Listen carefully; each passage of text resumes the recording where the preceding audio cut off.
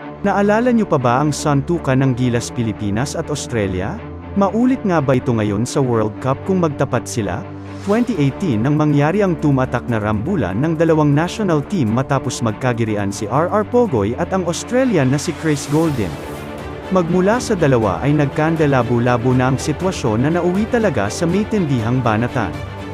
Kahit nga ang kilalang cool head at tahimik lang na si Jason Castro ay napasugod matapos tamaan ni Daniel Kickert si Pogoy. Dahil nga sa malapit sa bench ng Gilas nangyari ang gulo ay pati ang ilang nakaupong players ng Pinas ay sumama na sa all-out war. Gigil na gigil nga silang lahat kasama na si Terence Romeo na pinatunayan na kahit sa gulo ay magaling pa rin talaga siyang mag-crossover. Pinakita rin ni Calvin Abueva ang pagiging beast sa sepukan at reading ready kung sino man ang sumugod.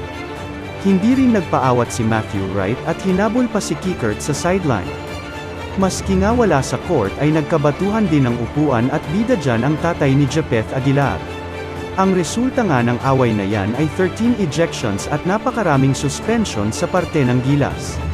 3 players na lamang sa Gilas ang tumapos ng laro na nauwi talaga sa tambakan. Sa tingin mo ba mangyayari ulit sa World Cup ang rambulan na ito? Comment down below.